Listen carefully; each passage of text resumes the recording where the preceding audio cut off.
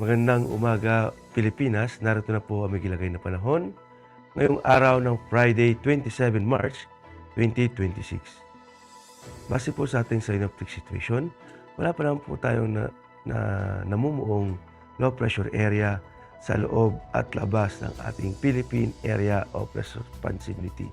Patuloy pa rin iiral ang easterlies na magdudulot ng malinsangang panahon sa buong bansa.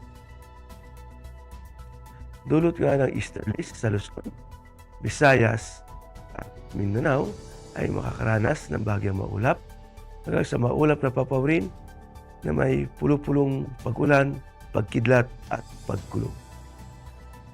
At para naman sa flight level wind chart, makikita natin sa 925 hectopascal sa Luzon ay makakaranas ng lakas ng hangin na aabot ng hanggang 18 kilometers per hour.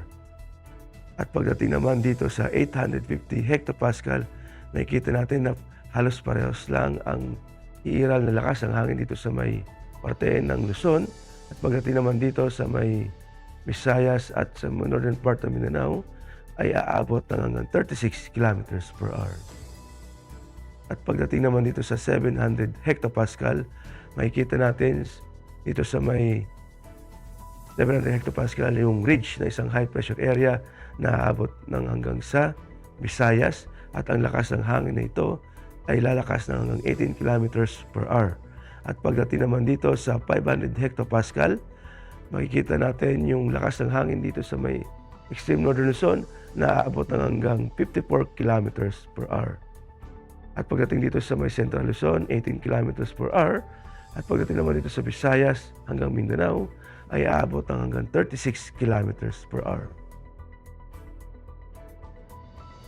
Para naman sa impact to flight operation, dulot nga ng easterlies ang buong bansa ay makakaranas ng main hazard na sa warm at humid air from Pacific na nag-enhance ng mga convective activity. Ang impact ito sa rotary, localized thunderstorms, and light turbulence may briefly affect operation especially sa inland, lalong-lalo na sa hapon. At pagdating naman sa fixed wing, generally pair with possible isolated CBs causing short-term delays or turbulence.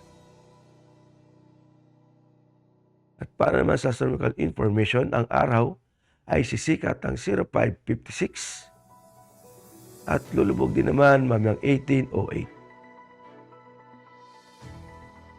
Para sa moon illumination, meron tayong 69%. At para manatiling updated sa lagay at pagtae ng panahon, i-follow lamang ang Air Force Weather Center sa mga social media accounts. Sa ngalan ng aming commanding officer na si Colonel Alvin Jan Cugador, PAF JC, o po si Technical Sergeant Benedict Garcia, Weather Forecaster ng Air Force Weather Center. Maraming salamat po.